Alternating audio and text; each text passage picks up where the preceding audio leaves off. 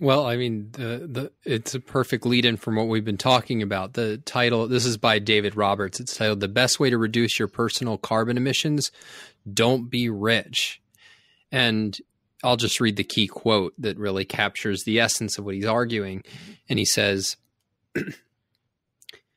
climate change is primarily being driven by the behavior of the world's wealthy. And then I'm skipping a little bit. He says, for now and for the foreseeable future, carbon emissions rise with wealth. The obvious and most direct approach to addressing the role of individual choices in climate change is to tax the consumption choices of the wealthy. And it's important to realize, like, if you read the article, Roberts is a little bit ambiguous at different points about who he means by the wealthy. Sometimes he seems to be talking about super rich Americans, but he also says that when he talks about the world's wealthy, that the 10% of the wealthiest people in China emit less carbon than the people at the bottom half of the wealth distribution in the US. So he's really talking about the world's wealthy, the people in the wealthy nations. And so what he's really arguing is not that Bill Gates is too wealthy for the health of the planet, but that a Walmart employee in rural Michigan is too wealthy for the health of the planet. And saying that, like, look, to fight climate change, what really matters is that people not be wealthy. I mean, I think that's ultimately what it comes down to.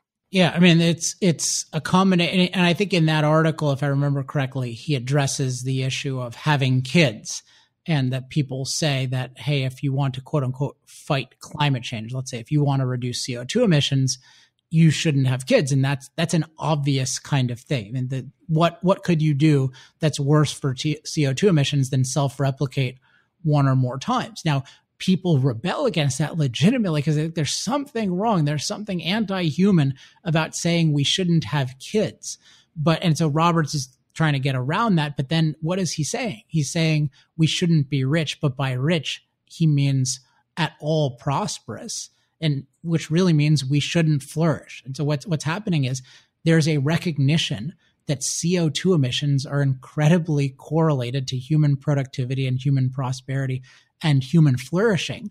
And people are telling us it's your obligation to take action to reduce those emissions, and that should be your top priority. Your top priority should be to reduce something dramatically that's directly correlated with your flourishing. Now, notice this is different than the Bill Gates approach, which is to say, no, we absolutely need to flourish. We need a lot of energy. So, like, let's have a lot of innovation so that we can reduce CO2 emissions over time. Again, Gates and I have different assessments of the significance of CO2 and the problems involved in CO2, but that's at least an honest, it's not just an honest thing, it's a pro-human perspective. And that's what's so missing. There's this idea that I think there's an assumption that everyone is pro-human, that everyone cares about human flourishing. And the more I think about these issues, and particularly working on the moral case for fossil fuels 2.0, the more I think, no, it is such an achievement to consistently care about human flourishing and to have a really clear hierarchy in one's mind about, okay, that human flourishing is at the top. And if I'm concerned about CO2 emissions, that's a derivative concern. That's an aspect of human flourishing. But I can never take my eye off human flourishing as the goal. And when I'm considering trade-offs, I need to make those trade-offs in accordance with human flourishing versus saying, no, the overwhelming goal is we want to radically reduce CO2 levels. And if that means that you shouldn't have kids, maybe that makes it a little uncomfortable, but no big problem there.